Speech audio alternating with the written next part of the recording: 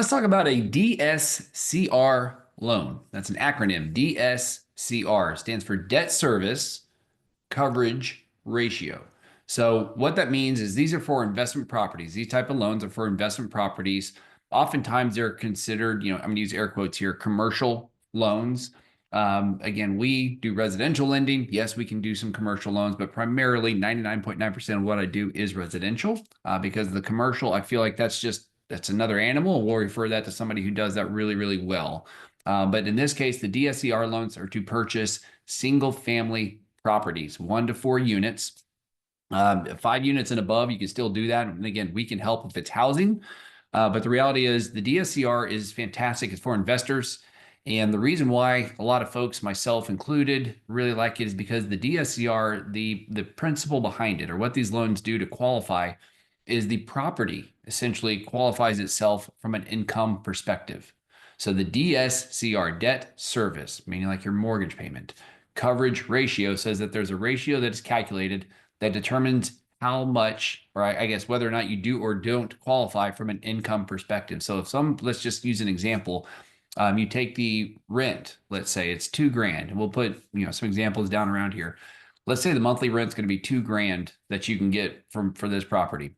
And we'll say the taxes, the insurance, and all that stuff's going to cost about $1,000 a month. Well, that means you then have $1,000 left over, right? Like that's kind of the net income, if you will, that goes to calculate the top number.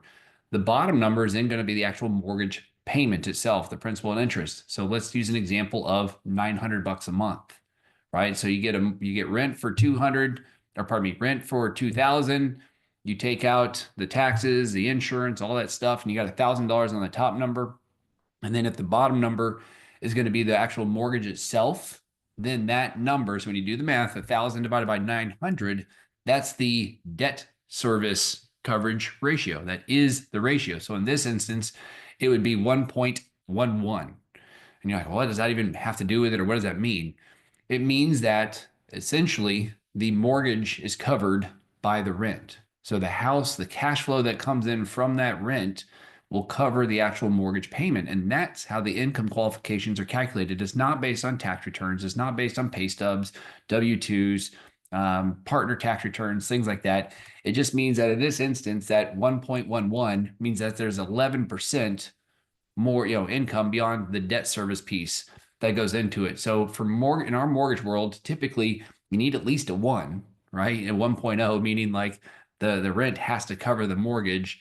And it's typically needs to be somewhere between 1 and 1.25. And if you have more than that, man, that's awesome. It means you got a killer property.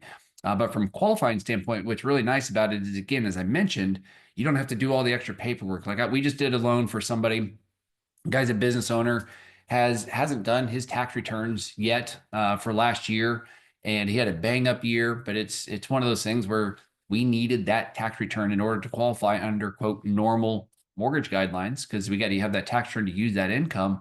And he may or may not, he didn't qualify under his 2 years ago income that we do have tax returns for.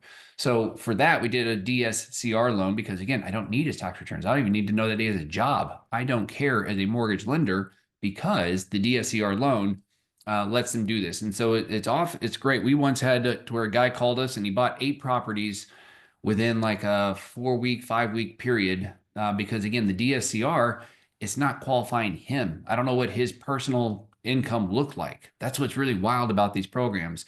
Now, again, they are investment properties, so you do need to put down more money. The down payment often can depend on the investor. It can depend on the person, the individual, for what they don't qualify for. It could depend on that DSCR ratio. But I would say just in general, investment properties in general, I do recommend 20%, but these are going to be 20 to 25, 30% down. But they're awesome products. As far as rate, like I said, if you put it down 20% versus 30%, the rate's going to get better with the bigger the down payment.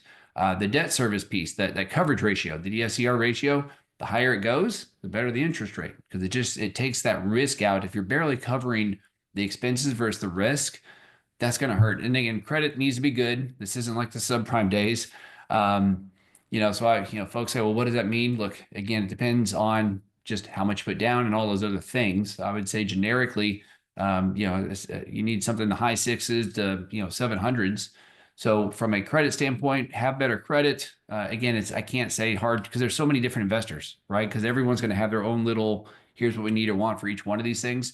So that makes it real hard to just say, this is what you have to have. But generically speaking, the DSCR is great. If you have questions, let us know. We're certainly here to help you. We do a ton of these things because they are just that good to help investors out and to make sure they can scale quickly in their investment portfolio. So if you have a question, certainly reach out to the Mortgage Mark team. We are here to help.